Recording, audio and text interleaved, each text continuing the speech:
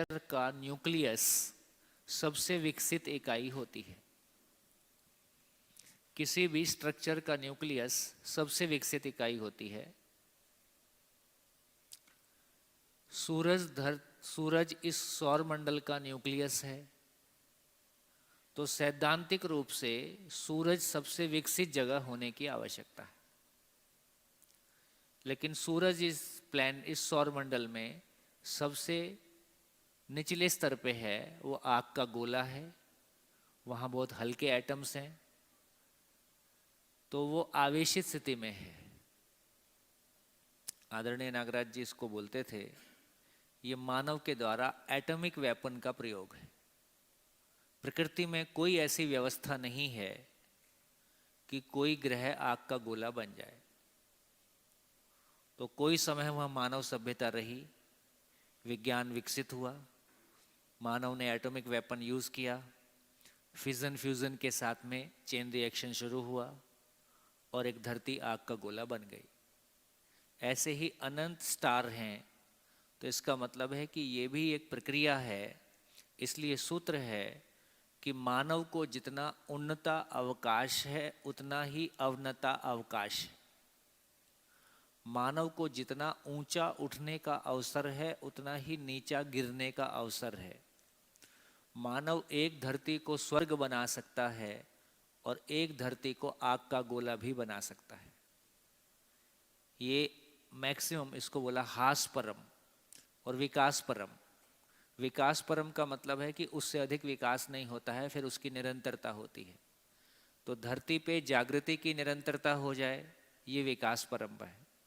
धरती पे बनी हुई ज्ञानावस्था, प्राणावस्था, जीवावस्था नष्ट होके पदार्थ अवस्था भी अपने निम्नतम स्वरूप में आ जाए, जो कि सूरज है।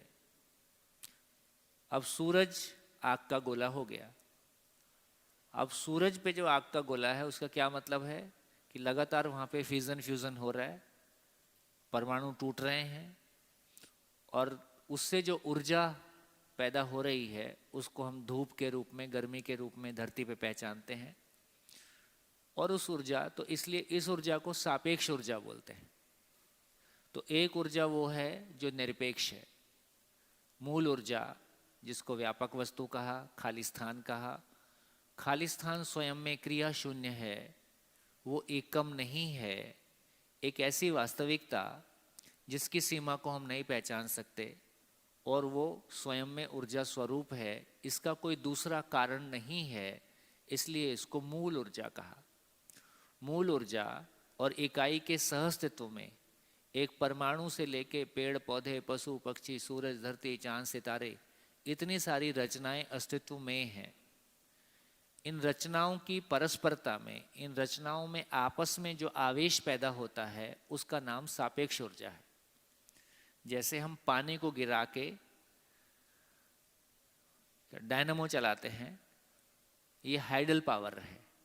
तो पानी का एक, क्या बोलते हैं उसको, टरबाइन, पानी के फोर्स ने टरबाइन को चलाया, उससे उसका मैग्नेटिक कॉइल घूमा, उससे करंट पैदा किया, ये हाइडल पावर है। लकड़ी और कोयले को जलाया, जलाने से पानी भाप बना, भाप में जो ताकत आई है ना, उससे हमने टरबाइन चलाई, उससे हमने इलेक्ट्रिसिटी पैदा किया।